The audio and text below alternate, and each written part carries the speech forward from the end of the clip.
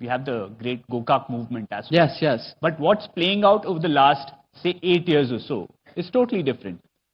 For example, why I ask you this question is, remember in 2013, a Congress government comes to power. We had the UPA government at the center. There's no language issue then. But at the fag end of the Congress regime in Karnataka, somewhere in 2017-18, suddenly the Congress state government here realizes that we need to have a separate flag. We need to have some sort of a legislative backing for the language as well. And at the same time, you have a BJP government, an NDA government at the center, which makes many wonder on what was the Congress government here doing in 2013. See, Harish, yeah. The Hindutva agenda of the Delhi-based politics has always institutionally kind of imposed Hindi to various levels. Since 1968, for example, there's a three-language policy, which is the Hindi Congress imposition. done something different? Congress has absolutely. I say Congress. I'm not supporting Congress. The Hindutva agenda is a BJP and a Congress agenda. We define them holistically as a paradigm.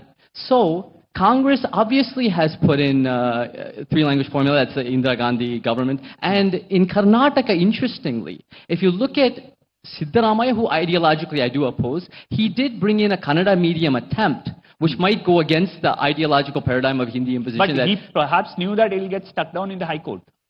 But the actual person who actually stuck it down, interestingly, is actually the JDS Kumaraswamy, which is a regional party, which actually started saying no Kannada medium, put in 1,000 English medium schools. So, see, what we must understand is the way it's looked at in Karnataka is that, for example, JDS view, and the view is like, our rich kids are educated in English, why shouldn't poor kids be educated in English? That's not the way you should look at it. You should look at our Shudras, our ati-Shudras, and our poor are learning in Kannada. Why can't your rich and elites learn in Kannada?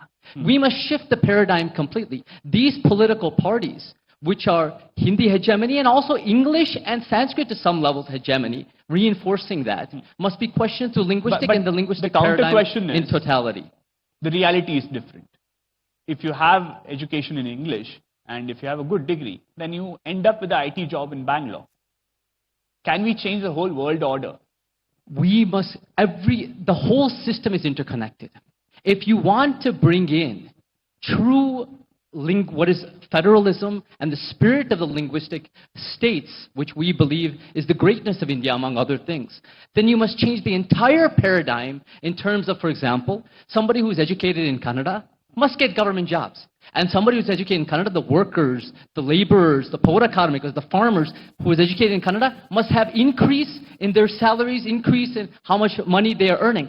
Similarly, the people who are getting English jobs and are privy to English, which is a colonial baggage, let me just finish, colonial baggage and a status symbol must be dismantled. The English working in this Bangalore, there's too much overemphasis in terms of media promotion and economic privileges, land privileges, to the IT sector, the BT sector. This sector must be taxed heavily. This sector must give back to society. They are benefiting from our state, and they are, in fact, imposing an English dominance.